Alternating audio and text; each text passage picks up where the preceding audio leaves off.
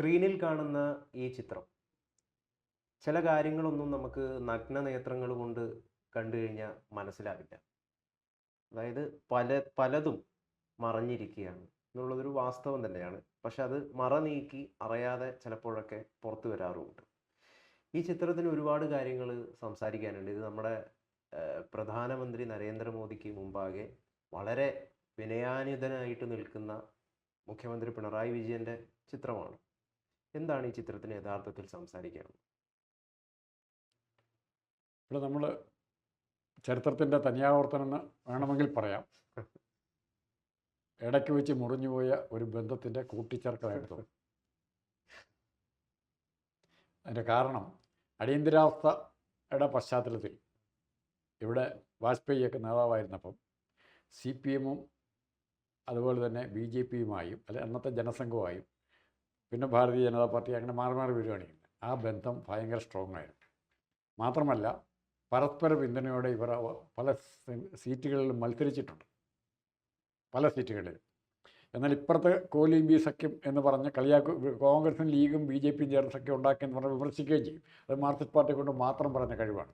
പക്ഷേ ഇന്ദിരാഗാന്ധി വിചാരിച്ചിട്ട് പോലും അടിയറവ് പറയിക്കാൻ പറ്റാത്ത CPM-നെ അല്ലെ ഇപ്പോൾ പിണറായി വിജയനെ അടിയറവ് പറയിപ്പിക്കാൻ മോഡിക്ക് പറ്റി എന്നാണ് ചിത്രം കാണുമ്പോൾ എനിക്ക് തോന്നുന്നത്. വളരെ വിനീത വിധേയനായിട്ടുള്ള പിണറായിയുടെ നിൽപ്പ് കേരളത്തിന് നാണക്കേടോ എന്ന് രണ്ടു വട്ടം ആലോചിക്കേണ്ടി വരും. പക്ഷേ ആ ബന്ധം സംസ്ഥാന ഗവൺമെൻറ്റും കേന്ദ്ര ഗവൺമെൻറ്റുമായിട്ടുള്ള നല്ല ബന്ധം ചിലപ്പോഴൊക്കെ കേരളത്തിന് ഗുണം ചെയ്തേക്കാൻ പറ്റിയ, ഉദാഹരണം വിഴിഞ്ഞം പദ്ധതി ഉൾപ്പെടെയുള്ള കാര്യങ്ങൾ ഗുണം ചെയ്യാനും അത്തരം സഹായിച്ചേക്കാം. പക്ഷേ ഇത് ചിലപ്പോൾ താങ്കൾ പറഞ്ഞിട്ട് നഗ്നനേത്രങ്ങൾക്ക് കാണാൻ പറ്റാത്ത പലതും ഈ ബന്ധത്തിൽ ഒളിഞ്ഞിരിപ്പുണ്ട് എന്നുള്ള സത്യം കുറേശ്ശെ പുറകോട്ട് വരും. അത് പുറത്തു ഇപ്പോൾ കുറേയൊക്കെ പുറകോട്ട് വന്നില്ലേ സാർ? നമ്മളങ്ങനെ അതിനെ ഇപ്പം കേരളത്തിലെ സാമാന്യം ജനങ്ങൾക്കൊക്കെ അത് വ്യക്തമായെന്നാണ് തോന്നുന്നത്. അതായത് പല രഹസ്യങ്ങളും കൈവശമുണ്ട്, പല രഹസ്യങ്ങളും രണ്ടുപേരും അങ്ങോട്ടും ഇങ്ങോട്ടും ഉണ്ടെന്ന് പറയുന്നതിൻ്റെ കാരണം BJP മോഡിയുടെ അല്ല ഞാൻ പറഞ്ഞത്, BJP നേതാക്കളുടെ രഹസ്യങ്ങൾ പിണറായിയുടെ കയ്യിലുണ്ട്. ഈ ബന്ധം ഏറ്റവും സ്ട്രോങ് ആകാൻ തുടങ്ങി എപ്പോഴാണെന്നറിയോ? ശബരിമല കൊള്ള തുടങ്ങി, അത് അറിഞ്ഞില്ല. അതിനു മുമ്പ് തന്നെ ആദ്യം സ്വർണ്ണക്കടത്തിൻ്റെ പ്രശ്നം വന്നു. അപ്പോൾ സഹായിക്കലും മാത്രമേ ഉണ്ടായിരുന്നുള്ളൂ, ബന്ധമില്ലായിരുന്നു. എന്നെ രക്ഷിക്കേണ്ടത് പിണറായി പറഞ്ഞു, തൽക്കാലം നീ പോകും, മേലെ ചെയ്യരുതെന്ന് പറഞ്ഞാൽ ഒരു താക്കീതും കൊടുത്ത് വിട്ടതായിരിക്കാൻ സാധ്യത. അപ്പോഴാണ് കരുവന്നൂർ ബാങ്ക് ഇടപാട് വരുന്നത്. ആ പ്രശ്നത്തിൽ AC മൊയ്തീനെ, PK ബിജു തുടങ്ങിയ പ്രമുഖ മാർക്സിസ്റ്റ് നേതാക്കൾ അത് എത്തി നിൽക്കുന്ന ചിലപ്പോൾ CPM-ൻ്റെ വലിയ AKG സെൻറ്റർ വരെ ചെല്ലുമോ എന്ന സംശയം വന്നപ്പോൾ പിണറായി വിജയൻ മോഡിയുടെ കാലിൽ സാഷ്ടാംഗ പ്രണാമം ചെയ്തു. അവിടെ തൊട്ട് ആ ബന്ധത്തിൻ്റെ ഊഷ്മളതയും ദൃഢതയും, ഊഷ്മളത കൊണ്ട് മാത്രം കാര്യമില്ല, ദൃഢതയും കൂടി വരികയാണ്. അങ്ങനെ ആ ഒരു സാഹചര്യത്തിലാണ് ഇന്ന് പിണറായിക്ക് ധൈര്യം നൽകുന്നത്. അല്ലെ പണ്ട് രാജിവെച്ച് പോയാൽ ബോധം കെട്ടി വിടാനും ചില വാർത്തകളൊക്കെ കേൾക്കുമ്പോൾ ഓരോ ചാനലുകളും പിണറായിയെക്കുറിച്ച് എഴുതുന്ന കണ്ടു കഴിയുമ്പോൾ പിണറായി ബോധം കെടേണ്ടവനാണ്. പക്ഷെ അപ്പോഴൊക്കെ ധൈര്യം കൊടുക്കുന്നത് മോഡിയാണ്. പക്ഷേ ഇതിൻ്റെ അത് കൊളാട്രൽ പേടിക്കാനില്ല. കൊളാട്രൽ ഡാമേജ് എന്നുള്ള സാധനമുണ്ട്. ഏറ്റവും കൂടുതൽ പിണറായി വിജയൻ ഏറ്റവും കൂടുതൽ വെറുക്കപ്പെട്ടുകൊണ്ടിരിക്കണം സമയത്താണ് മോഡിയും അല്ലെ BJP ആയിട്ടുള്ള സൗഹൃദം സ്ഥാപിക്കുന്നത്. കൊളാട്രൽ ഡാമേജ് എന്ന് പറഞ്ഞാൽ പിണറായിയോടുള്ള വെറുപ്പും ക്രമത്തിൽ BJP-യിലേക്കൂടെ മാറുമോ എന്ന് സംശയിക്കേണ്ടിയിരിക്കും. അതാണ് ഇവിടെ സംഭവിക്കാൻ പോകുന്നത്. നോക്കൂ, എന്താണ് CPM-നെ കുറച്ചും കൂടി ദേശീയതയോട് അടുപ്പിച്ച് നിർത്താൻ വേണ്ടിയിട്ട് അതിൻ്റെ ഭാഗമായിട്ട് മാറ്റാനായിട്ട് മോദിക്ക് സാധിച്ചു എന്ന് പറയുന്നത് ഒരു വലിയ വിജയമാണ്. വലിയ വിജയം പരസ്യമായിട്ട് സാധിച്ചു. നേരത്തെ രഹസ്യമായിട്ട് ഒത്തിരി ഉണ്ടായിരുന്നു. ഇത് പരസ്യമായിട്ട് സൗഹൃദം പ്രകടിപ്പിക്കുന്നതിന് മടിയില്ലാത്ത രീതിയിലേക്ക് വന്നു. അത് മോഡിയുടെ നേട്ടാന്ന് സംഭവിക്കാം, ഒത്തിരി സംഭവിക്കും. ഇനി രണ്ടാമത്തെ കാര്യം, ഛത്തീസ്ഗഡ് എന്നുള്ള സ്ഥലത്തെ നക്സലൈറ്റുകൾ നമ്മൾ കൊന്നൊടുക്കിയെന്നാണ് പറയുന്നത്. ബീഹാർ, ഛത്തീസ്ഗഡ് തുടങ്ങിയ സംസ്ഥാനങ്ങൾ അപ്പോഴൊക്കെ കമ്മ്യൂണിസ്റ്റ് ഇവിടെ ഇതായിട്ട് അതിന് പോലും പിണറായി വിജയൻ ഇവിടെ കൂട്ടുവന്നു. നക്സലൈറ്റുകളാന്ന് പറഞ്ഞാൽ കോഴിക്കോട് 4-5 പേരെ കൊന്നുകളഞ്ഞത് അല്ലേ, പിള്ളേരെ. അപ്പോൾ ഈ ബന്ധത്തിൻ്റെ ദൃഢത എത്രയാണ്?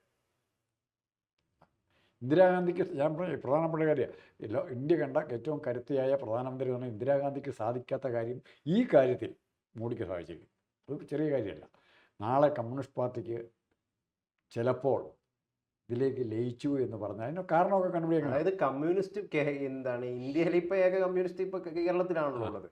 അതിൻ്റെ ഒരു വലിയ ആചാര്യനായിട്ട് നരേന്ദ്രമോദി മാറുകയാണ്. കമ്മ്യൂണിസ്റ്റ് പാർട്ടികൾക്ക് ഇപ്പോൾ സാധാരണ കമ്മ്യൂണിസ്റ്റ് പാർട്ടിയുടെ നേതാക്കന്മാർക്ക് മോഡി സ്വീകാര്യനായാണ്. നാളെ AK സെൻറ്ററിൽ മോഡിയുടെ പടം വെച്ചാൽ അത്ഭുതപ്പെടുകയൊന്നും വേണ്ട. കാരണം താഴ്ന്നു കഴിഞ്ഞാൽ എന്തുമാത്രം ഏത് ലെവൽ വരെ താഴ്ന്നതിന് ഇവർക്ക് മടിയില്ലാത്ത കമ്മ്യൂണിസ്റ്റ് പാർട്ടി സ്വന്തം കാര്യങ്ങൾ. അതാണ് അവിടെ പ്രശ്നം. AK സെൻറ്ററിൽ ചിരിക്കാൻ പറയല്ല, ഇതൊക്കെ സംഭവിക്കാവുന്ന കാര്യങ്ങൾ. എല്ലാവരും തള്ളിപ്പറഞ്ഞാലും മുഴുവൻ എടുത്ത് സ്വീകരിച്ചിട്ടില്ലേ?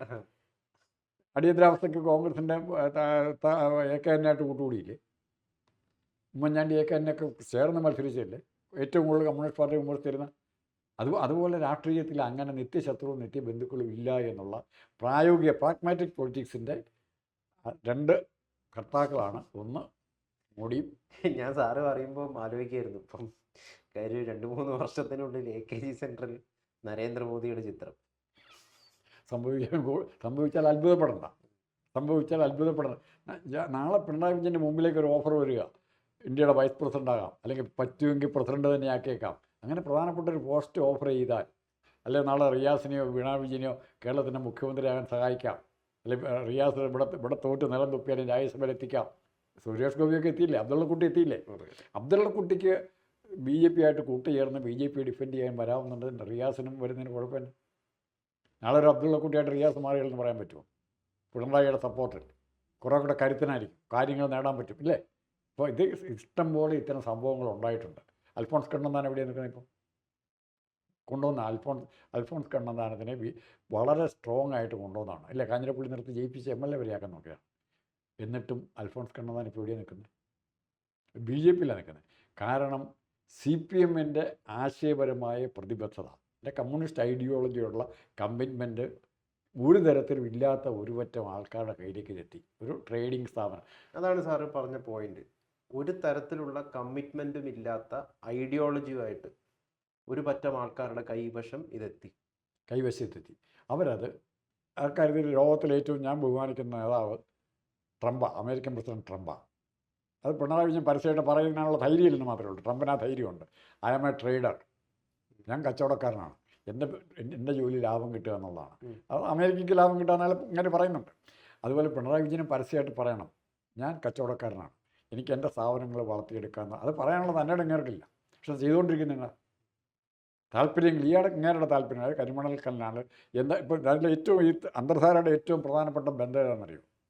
അത് കൃത്യമായിട്ട് വന്നത് കേരള തീരത്ത്, പടിഞ്ഞാറൻ തീരത്ത് കോടാനുകൂടി രൂപയുടെ ധാതു മണൽ ഉണ്ടെന്നാണ്. ധാതുക്കളുണ്ട്, മണലിൻ്റെ ധാതുക്കൾ, ഇൽമിനേറ്റ്, മോണോസൈറ്റ് തുടങ്ങിയ സാധനങ്ങളുണ്ട്. ഇത് ട്രാൻസ്പോർട്ടേഷൻ വലിയ ബുദ്ധിമുട്ടാണ്. ഓരോ ലോറിയിൽ കുറേ 2, 3, അല്ലെങ്കിൽ 7, 8 ടൺ മാത്രം കൊണ്ടിട്ട് കാര്യമില്ല. ഇതിന് ട്രെയിൻ വേണം, ഗുഡ്സ് ട്രെയിൻ വേണം. അവിടുന്ന് വിഴിഞ്ഞത്തെ കപ്പലിലൊക്കെ എത്തിച്ച് എങ്ങോട്ട് വേണം കൊണ്ടുപോകാം. അപ്പോൾ ഇത് വിഴിഞ്ഞ ആദ്യം വന്നു കഴിഞ്ഞു. ഈ ട്രെയിൻ തുടങ്ങാനുള്ള ധാതു മണൽ ഇടനാഴി, റെയിൽവേ ഇടനാഴി തുടങ്ങുകയാണ്. പുതിയ റെയിൽവേ ആ റൂട്ടിൽ കൂടെ ഈ കേരളത്തിൻ്റെ ഖനന മേഖലയിൽ നിന്നും തോട്ടപ്പള്ളി തുടങ്ങിയ സ്ഥലങ്ങളിൽ നിന്ന്, കരുനാഗപ്പള്ളി, തോട്ടപ്പള്ളി തുടങ്ങിയ സ്ഥലങ്ങളിൽ നിന്ന് പ്രത്യേക റെയിൽ ഇത്തവണത്തെ ബജറ്റിൽ പറഞ്ഞിട്ടുണ്ട്. അതാരും ശ്രദ്ധിക്കാതെ കിടക്കുന്നൊരു ഇതാണ്. കാരണം ഈ കള്ളക്കടത്ത് ചെയ്യുന്ന അവിടെ ഖനനം ചെയ്തെടുക്കുന്ന സാധനം, കരിമണൽ കർത്തായുടെയൊക്കെ സാധനങ്ങൾ എവിടെ എത്തിക്കണം? ലോകം മുഴുവൻ എത്തിക്കാം. വിഴിഞ്ഞത്തേക്കൊരു ആക്സസ് കിട്ടിയാൽ മതി. ലോറിയെ മുമ്പത്തിൽ കൊണ്ടുപോയി എത്ര നാളുകൊണ്ട് അത് തീരുന്നത്? പെട്ടെന്ന് ഒരു 5 വർഷം കൊണ്ട്. അതാണ് 3-ാം ടേം പിണറായി വിജയൻ ആഞ്ഞി പിടിക്കുന്നതിൻ്റെ കാര്യം. ഒരു 5 വർഷത്തിനുള്ളിൽ ഈ ഒരു സൗകര്യം കിട്ടിക്കഴിഞ്ഞാൽ കിട്ടുന്ന കാശിന് കണക്കില്ല. ഈ നക്കാപ്പിച്ച 3-ാം ടേം ആഗ്രഹിക്കുന്നതിന് പിന്നിൽ മറ്റ് പല കാരണങ്ങളും ഉണ്ടല്ലോ. അപ്പോൾ അത് ചിലതൊന്നും നമുക്ക് പുറത്ത് പറയാൻ പറ്റാത്ത കാര്യങ്ങളാണ്. ഇപ്പോൾ എടുത്തു പറയാമെന്ന് പറഞ്ഞാൽ പേടിയും ഭയവും അതിൻ്റെ പിന്നിലുണ്ട് എന്നുള്ളതാണല്ലോ. അതായത് ഇപ്പം വീണ വിജയനുമായി ബന്ധപ്പെട്ടിട്ടുള്ള എക്സാലോജിക്കിൻ്റെ വിഷയങ്ങൾ. അപ്പോൾ ഒരു ഭയപ്പാടിലാണ് നിൽക്കുന്നത് മൊത്തത്തിൽ എന്ന് പറയുന്നത്. കാരണം ഏതെങ്കിലും രീതിയിൽ തനിക്ക് വിരുദ്ധമായിട്ട് പ്രവർത്തിച്ചു കഴിഞ്ഞാൽ മുമ്പിൽ വീണയുണ്ട്, പിണറായി തന്നെയുണ്ട്. ഇപ്പം മോദി വന്നിട്ട് പ്രസംഗിച്ച എന്താണ്? കേരളത്തിൽ ഒരു തവണ ഇവിടുത്തെ മുഖ്യമന്ത്രിയുടെ ഓഫീസ് മുഖാന്തരമാണ് സ്വർണം കടത്തുന്നത് എന്ന് ബഹുമാനപ്പെട്ട അതെ പ്രധാനമന്ത്രി വന്നിട്ട് പ്രസംഗിക്കുകയുണ്ടായി. പിന്നീട് എന്ത് സംഭവിച്ചു? പിന്നീടൊന്നും നടപടികളൊന്നും ഉണ്ടായില്ല. അപ്പൊ ഇതിനിടയിൽ എന്തോ ഒരു ധാരണകൾ രൂപപ്പെട്ടിട്ടുണ്ടാകും. ആ കേസിലെ 1-ാം സാക്ഷിയായിട്ട്, സ്വർണ്ണക്കടത്ത് കേസിലെ 1-ാം സാക്ഷിയായിട്ട് വേണ അന്തസ്സുള്ള പോലീസ് ഉദ്യോഗസ്ഥരുണ്ട്. മോഡിയെ 1-ാം സാക്ഷിയായിട്ട് വെക്കാം. കാരണം മോഡിക്ക് വിവരം കിട്ടിയിട്ടുണ്ടല്ലോ. ഏതായാലും മോഡി പറഞ്ഞ മോദിക്കെല്ലാം അറിയാം. അപ്പം മോഡി വിവരം പറയാമെന്നുണ്ടെങ്കിൽ രാജ്യ താല്പര്യത്തിന് വേണ്ടി വിവരം പുറത്തു പറയാനോ അല്ലെങ്കിൽ കോടതി പറയാനും ബാധ്യസ്ഥനാണ് മോഡി. അല്ലെങ്കിൽ നടപടി എടുക്കാൻ ബാധ്യസ്ഥ. അതാണ് എടുത്തിട്ടില്ല. അതിൻ്റെ അർത്ഥം തന്നെ താങ്കൾ പറഞ്ഞ ആ വസ്തുത ശരിയാകുന്നു. ഈ അന്തർധാരയുടെ ഏറ്റവും കൂടുതൽ ദൃഢത ബോധ്യപ്പെടുന്ന കുറേ സംഭവങ്ങളുണ്ട് ഇവിടെ. കരുവന്നൂർ ബാങ്ക് തട്ടിപ്പ് വന്നപ്പോൾ വലിയൊരു അതായത് സാർ പറയുന്നത് ഒരു വലിയ ഡീല് ഇവർക്കിടയിൽ ഉണ്ട് എന്നുള്ളതാണ്. ആകെ സുരേന്ദ്രൻ കൊണ്ടുവന്ന ഒരു 10 കോടി രൂപയുടെ മാത്രം ബി ജെ പിക്ക് പ്രയോജനം കിട്ടുള്ളൂ. ബാക്കി മുഴുവൻ അടുത്ത വർഷത്തിനാണ് പ്രയോജനം കിട്ടിയിരിക്കുന്നത്. ബി ജെ പിക്കാരൻ മുഴുവൻ ഒറ്റ കേസേ പറയാനുള്ളൂ തൽക്കാലം. ആ കേസ് പിണറായി വിജയൻ ഒതുക്കി കൊടുത്തു, അത് ഒന്നും ഇല്ലാതായി. പകരം ഇപ്പുറത്ത് കിട്ടി എത്രയാണ്? സുരേന്ദ്രന് 10 കോടി കിട്ടിയെങ്കിൽ ഇപ്പുറത്ത് 1000 10,000 കോടിയെ കൊണ്ടുകൊണ്ടിരിക്കും. അല്ല, ഇവർക്ക് രണ്ടുപേർക്കിടയിലുള്ള ഏറ്റവും വലിയ ഡീൽ എന്താണ്?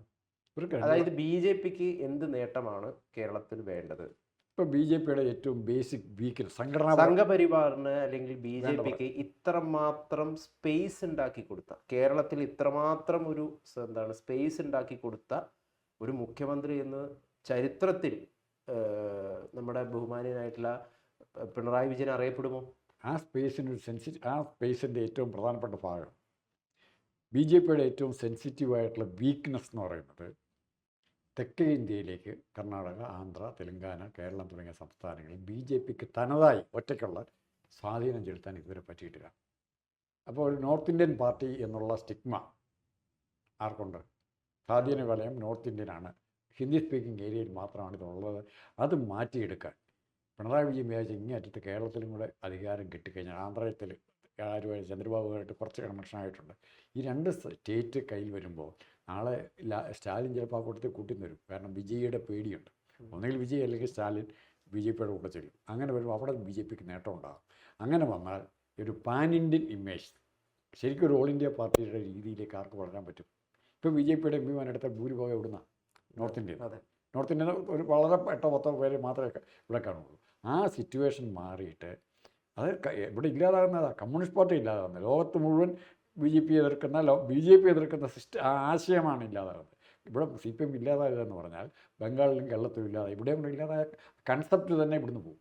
അത് ഉയർത്തിപ്പിടിക്കാൻ പറ്റുന്ന ഒരു നേതാവില്ല ഇപ്പം സി പി എമ്മിനില്ല. അച്യുതാനന്ദനൊക്കെ ഉണ്ടായിരുന്നെങ്കിൽ കുറച്ചെങ്കിലും മുമ്പോട്ട് കൊണ്ടുപോയി. ഇപ്പം അങ്ങനെ ഒരു നേതാവ് സി പി എമ്മിനില്ല. ആ ദൗർബല്യം നന്നായിട്ട് മനസ്സിലാക്കിയ ആളാണ് മോഡി.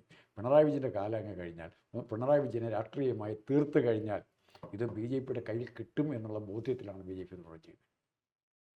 അതായത് വീണ്ടും അധികാരത്തിൽ കൊണ്ടുവരിക എന്നുള്ളതാണോ അതിൻ്റെ ഭാഗം?